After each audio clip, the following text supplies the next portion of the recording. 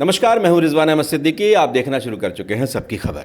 बांकीपुर और दतिया के नतीजे चौंकाने वाले थे, लेकिन एक चौंकाने वाला तथ्य और है जो आपके सामने आज एक बार हम फिर रख रहे हैं। इस नतीजे से, भारतीय जनता पार्टी की पराजय से, top to bottom Bharatiya Janata party के कार्यकर्ता और नेता खुश नजर आते हैं। ऑफ द रिकॉर्ड बहुत सी बातें कहते हैं और इसके अलावा अब नेताओं की दिल्ली दौड़ शुरू हो गई है। तो इसके क्या मायने हैं, हम रविंद्र जैन साहब समझते हैं। रविंद्र भाई, आपका बहुत बहुत स्वागत है। कैसे देख रहे हैं आप ये सब चीज़ें? जब भी हम बात करते हैं, अंदर खाने में बातचीत होती है, तो हर नेता हो, कार्यकर्ता हो, वो इस हार से संतुष्ट सा नज़र आता है। देखिए रिजवान भाई, बहुत महत्वपूर्ण मुद्दा आज आपने उठाया है और मैं पिछले 3 दिन से एक चीज़ महसूस कर रहा हूँ, केवल मध्य प्रदेश में नहीं, देश भर का भारतीय जनता पार्टी का नेता, जो मिडिल कह दिए, विधायक, सांसद कह दीजिए, और आम नेता, कार्यकर्ता, भारतीय जनता पार्टी का, मतलब इतनी खुशी की लहर मैंने पहले कभी नहीं देखी। चुनाव हारने पर लोग दुखी होते हैं, समीक्षाएं करते हैं, समीक्षाएं तो इनकी भी हो रही होंगी, लेकिन आम भारतीय जनता पार्टी का कार्यकर्ता बेहद खुश है। मतलब उसने ये कहता है कि हमने पार्टी को आईना दिखा दिया, चाहे वो दतिया का मामला हो, चाहे बांकीपुर का मामला हो। और अब भारतीय जनता पार्टी के कार्यकर्ता ने दीवार पे लिख दिया है कि या सम्मान करो या पराजय स्वीकार करो, बस सीधी बात है। अब हमें ऐसा लग रहा है रिजवान भाई कि पिछले कई वर्षों से भारतीय जनता पार्टी का नेतृत्व आत्ममुग्ध हो गया है, अहंकारी हो गया है और वो किसी की सुनना नहीं चाहता है, अपने आदेश को थोपना चाहता है, कार्यकर्ताओं की भावनाओं को समझने के लिए तैयार नहीं है, पर्ची से पदाधिकारी और पर्ची से सीएम बनाने लगा है। और इसका परिणाम अब भारतीय जनता पार्टी में बड़ा साफ साफ दिखाई दे रहा है। देखिए बांकीपुर, आप सोचिए, भारतीय जनता पार्टी के राष्ट्रीय अध्यक्ष, जिनके पिता 4 बार रहे, 2 बार ये वहाँ से विधायक रहे, और कार्यकर्ता ने उनको जमीन दिखा दी केवल इसलिए कि आपने मनमाने तरीके से वहाँ उम्मीदवार को थोपा और पहले उम्मीदवार ने काम चालू किया, उनको हटा दिया आपने। कार्यकर्ताओं से कोई डिस्कस नहीं हो रहा है, कार्यकर्ताओं की भावनाओं को समझने की कोशिश नहीं हो रही है। रिजवान भाई, मुझे ये बताया गया है कि बांकीपुर में, आप चौंक जाएंगे, 90% पोलिंग बूथ पर भारतीय जनता पार्टी चुनाव हार गई है, 90% पे। तो अब मुझे ऐसा, अध्यक्ष की खुद की पोलिंग में भी, हाँ, अध्यक्ष महोदय का जहाँ घर है, जहाँ उन्होंने अपना निवास बताया है, वहाँ से भी हारे हैं। और बाकी मैं आपको बता रहा हूँ, 90% पोलिंग बूथ पे हारना, तो मुझे लगता है कि अब भारतीय जनता पार्टी के लिए चिंतन का नहीं, चिंता का विषय होना चाहिए कि ये जो कार्यकर्ता से भारतीय जनता पार्टी की दूरी है। आपने देखा दतिया में क्या हुआ, आप कार्यकर्ता को कुचल रहे थे, पुलिस से पिटवा रहे थे आप कार्यकर्ता को, कार्यकर्ता से बात करने के लिए कोई बड़ा नेता पहुंचा नहीं, आप समझने को तैयार नहीं हो। आपको यदि नरोत्तम मिश्रा जी की टिकट काटनी थी, आपको पता था कि नरोत्तम मिश्रा 2.5 साल से वहाँ पर उपचुनाव की तैयारी में लग गए थे, उन्हें पता था कि राजेंद्र भारती की कमी क्या है, कौन सा कोर्ट केस है राजेंद्र भारती जी का, उसे कोर्ट पे करना, वकील लगाना, उस सीट को खाली कराना, ये सारी मेहनत नरोत्तम जी ने की थी और पार्टी के नेतृत्व को बता के की थी। और पार्टी नेतृत्व ने कभी उन्हें संकेत नहीं दिया कि एंड टाइम पे हम आपकी टिकट काटेंगे। अब वो भोपाल से तो हुआ नहीं है, लोग कह रहे हैं दिल्ली से हुआ है, जहाँ से भी हुआ है, भोपाल के लोगों को दिल्ली को बताना चाहिए ना कि भाई हमें कार्यकर्ताओं की भावनाओं को समझना होगा। मैं ये नहीं कह रहा हूँ कि आप टिकट दे देते उनको, आपको टिकट काटना था तो उसकी एक प्रक्रिया होती है, उनको विश्वास में लेते। आपने शिवराज जी को मुख्यमंत्री नहीं बनाया, लेकिन जो पर्ची भेजी थी उसे शिवराज जी से खुलवाया, तो आप दतिया की पर्ची नरोत्तम जी से खुलवा देते, उनको उनसे घोषणा करा देते कि हमारे कैंडिडेट आशुतोष तिवारी होंगे। तो मुझे ऐसा लग रहा है रिजवान भाई कि ये भारतीय जनता पार्टी वो भारतीय जनता पार्टी नहीं है जिसकी कल्पना अटल अडवाणी ने की थी। वो एक युग था। अमित शाह और नरेंद्र मोदी की भारतीय जनता पार्टी अब जड़ों से उखड़ने लगी है, कार्यकर्ताओं को से दूरी बनाने लगी है, उनकी भावनाओं से खेलने लगी है, और उसी लिए यही कारण है कि एक लंबी दूरी दिखाई दे रही है कार्यकर्ता में और पार्टी नेतृत्व में। यही कारण है कि कार्यकर्ता हार के बाद दुखी होने के बजाय तालियां बजा रहा है, बहुत सही हुआ, बहुत सही हुआ, राष्ट्रीय अध्यक्ष की सीट हारे ना, और भी अच्छा हुआ, ताकि इस पार्टी को अपने कार्यकर्ताओं का महत्व समझ आए। बिल्कुल अरविंद भाई, हम लोगों की लगातार बात हो रही थी, चुनाव के पहले भी लोगों से बातचीत हुई, चुनाव के बाद भी बातचीत हुई। क्या नेता, क्या कार्यकर्ता, हर तरफ एक ही तरह की बात समझ में आ रही थी और सबका कौतूहल भी है, सबका ध्यान भी था। लेकिन जो अंदर खाने में उनका मन ये था कि वो ये नतीजे यही आए और एक बार अपनी सिस्टम को, अपने नेतृत्व को आईना दिखाया जा सके।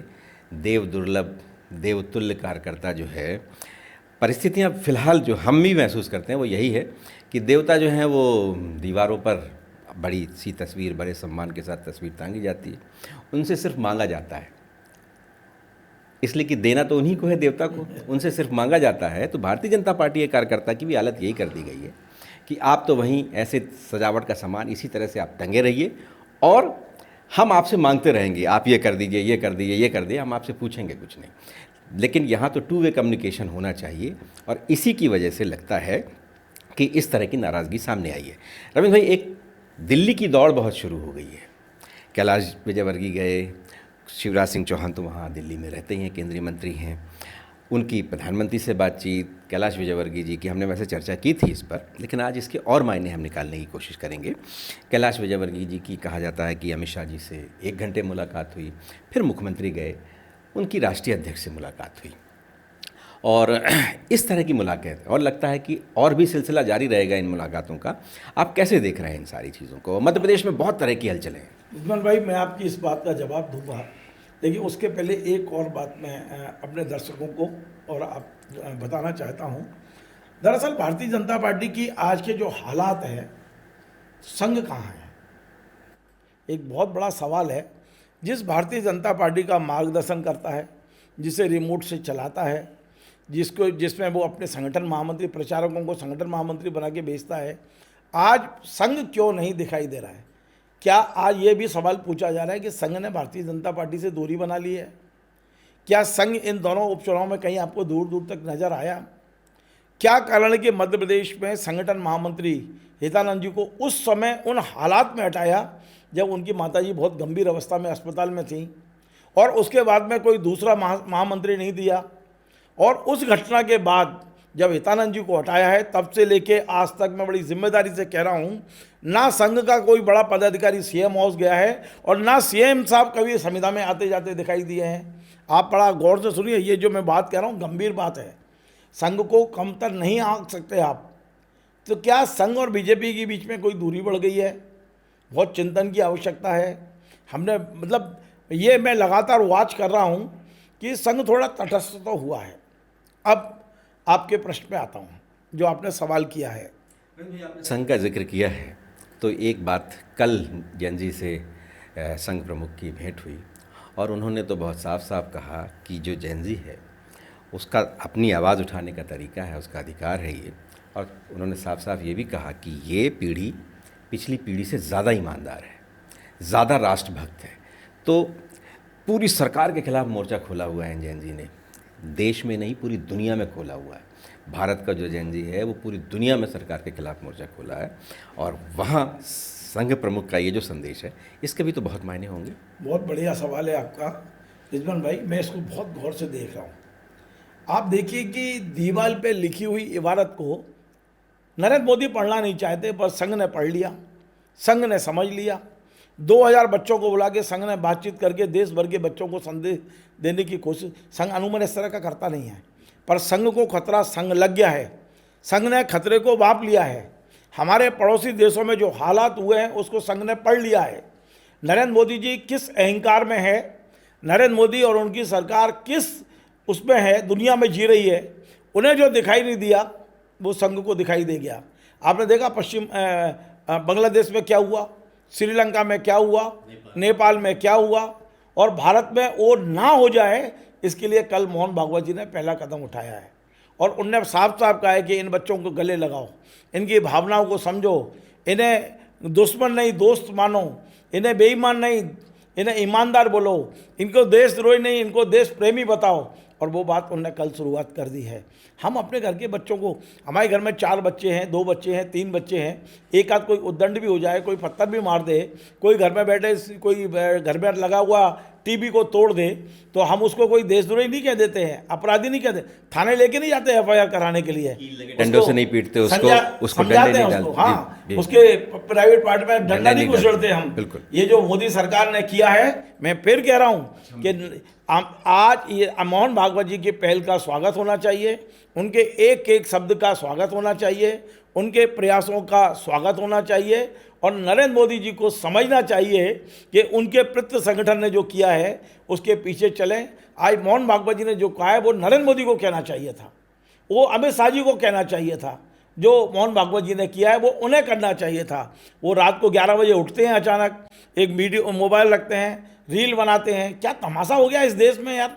प्रधानमंत्री हैं, प्रचार मंत्री हैं आप, तो बहुत सारी चीज़ें हैं। रिजवान भाई मैं अपने सवाल पर आता हूँ इस नोट के साथ, इस कोड के साथ, कि हमारे प्रधानमंत्री कहते हैं कि मैं सोचता हूँ कि इनको माफ़ कर दूँ, और मुझे लगता है कि शायद ये लाइन जो है बहुत तरह के संकेत देती है और बहुत तरह की उसने कड़ी प्रतिक्रिया भी दी है।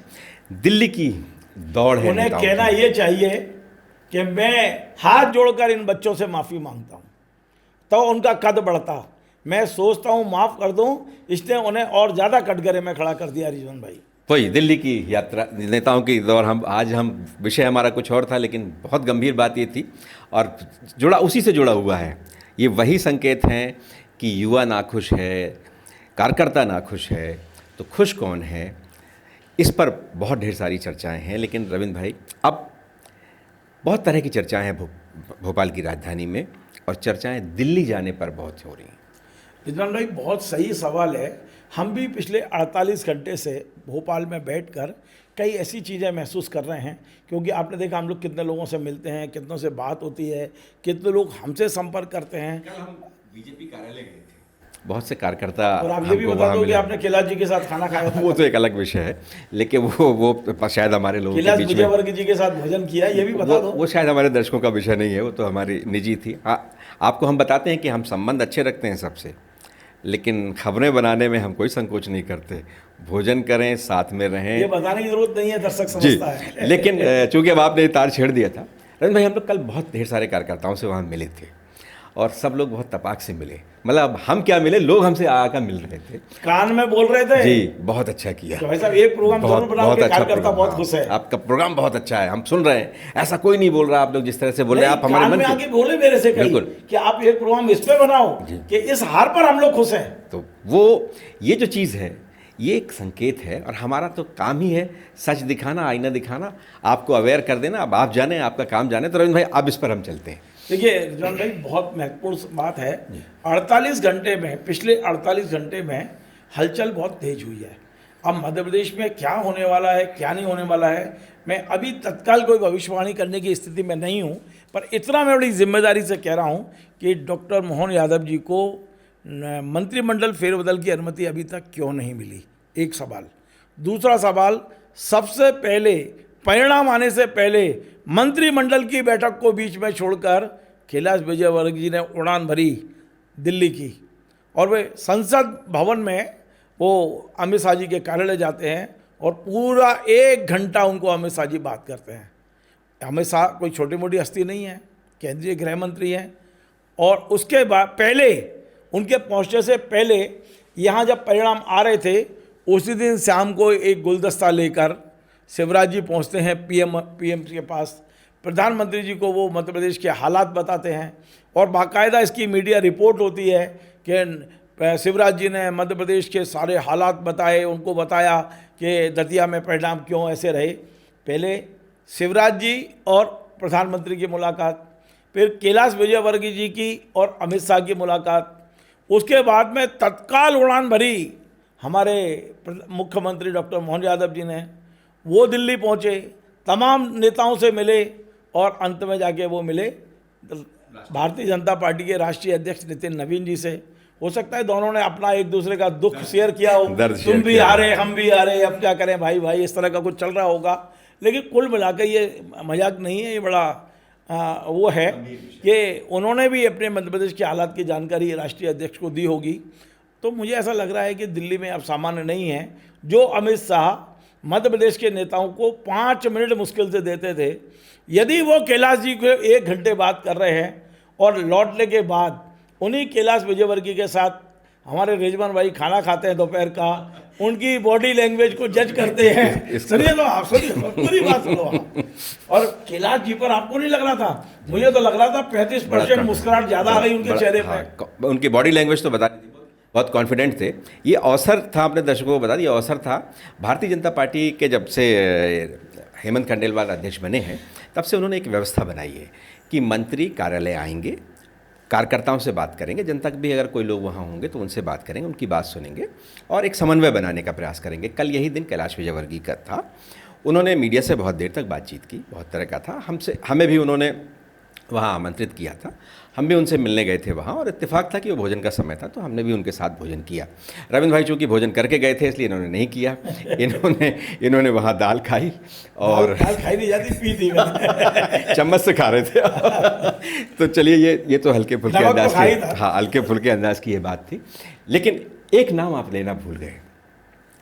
कैलाश विजयवर्गीय जी लौट रहे थे और नरोत्तम मिश्रा वहाँ पहुँच रहे थे और मुख्यमंत्री वहाँ पहुँचे। तो बता ही रहा था वो, अभी चल ही रहा है। नरोत्तम मिश्रा भी वहाँ पहुँचे। मिश्रा दिल्ली पहुँच गए हैं। हालांकि उनका कहना है कि हांडर के कोई कार्यकर्ता अस्पताल में एडमिट है, मैं उन्हें देखने आया हूँ, ये उन्होंने एक्सक्यूज दिया है। और अभी तक नरोत्तम मिश्रा की वहाँ दिल्ली में किसी बड़े नेता से मुलाकात नहीं हुई है। ये 2 खबरें हमारे पास आई हैं। मुलाकात हुई कि नहीं हुई लेकिन गोपनीय है जो भी। लेकिन मैं एक चीज़ और बताना चाहता हूँ, भोपाल में इस समय इंटेलिजेंस भी सक्रिय है, जो IB भी सक्रिय है और भोपाल में भारतीय जनता पार्टी के दिग्गज नेता एक दूसरे से मिल रहे हैं। देर रात तक मेल मुलाकातों के दौर चल रहे हैं। पूर्व मंत्री मिल रहे हैं, वर्तमान विधायक मिल रहे हैं, सांसद मिल रहे हैं और दिल्ली में भी यही माहौल है। रिजवान भाई, मध्य प्रदेश के नेता दिल्ली में मेल मुलाकातों के दौर बढ़ गए हैं। दतिया परिणाम क्या आया है, कुछ ऐसा हुआ है बीजेपी में जो अप्रत्याशित जैसा लग रहा है, असामान्य लग रहा है। वरना इस सरकार के लिए एक सीट हार जीत का कोई मायने नहीं है। लेकिन दतिया की जो पराजय है वो पार्टी आसानी से पचा नहीं पा रही है और पार्टी तो छोड़िए, तमाम सारे नेता इसके जरिए अपने अपने हित साधने में भी लग गए हैं। बिल्कुल अरुण भाई, बहुत बहुत धन्यवाद। बहुत महत्वपूर्ण चर्चा थी ये, आपने हमारे साथ ये चर्चा की और हमारे जो दर्शक हैं उनके साथ हमने बातें साझा की हैं। दतिया चुनाव का परिणाम आया, पार्टी को जाहिर बात है चिंतित होना चाहिए। मुख्यमंत्री की बहुत ज़बरदस्त प्रतिक्रिया आई कि बीजेपी कांग्रेस की ये सीट थी और वो कांग्रेस के पास ही रह गई। बहुत सधी हुई प्रतिक्रिया आई, लेकिन जो पूरी पार्टी या मुख्यमंत्री सहित सबका जो एक्शन था उससे लगा कि ये करारी हार है, इसको बर्दाश्त ही नहीं कर पा रही पार्टी और उसने अपने लगभग 8,000 छोटे बड़े पदों पर बैठे हुए लोगों पर कार्रवाई कर दी। तो जाहिर है कि भारतीय जनता पार्टी इस हार को बर्दाश्त नहीं कर पाई और उसकी जो प्रतिक्रिया थी उसके बाद, और फिर ये कहा जाने लगा कि एक व्यक्ति है जो इस पूरी हार के लिए जिम्मेदार है, उसके समर्थक जिम्मेदार हैं, उनके कार्यकर्ता भारतीय जनता पार्टी के जो वो जिम्मेदार हैं। और तो सवाल ये भी खड़े होने लगे कि इतनी बड़ी सरकार, इतना बड़ा संगठन, इतने ढेर सारे लोग, पूरे मध्य प्रदेश से क्या उत्तर प्रदेश से भी आए हुए लोग, क्या एक आदमी उन सब पर भारी पड़ गया? और ऐसी बहुत तरह की चर्चाएं शुरू हो गई और शायद इस तरह के एक्शन नहीं होते तो शायद ये चर्चा भी नहीं होती। लेकिन अब चर्चा शुरू हुई है तो दूर तक जा रही है। लगातार इन पर जो भी चर्चाएं होंगी उस पर हम आपको उसकी जानकारी देते रहेंगे। बहुत महत्वपूर्ण बात थी, ऐसे समय में कई तरह के घटनाक्रम हैं और उससे हम लगातार आपको अवगत करा रहे हैं। धन्यवाद।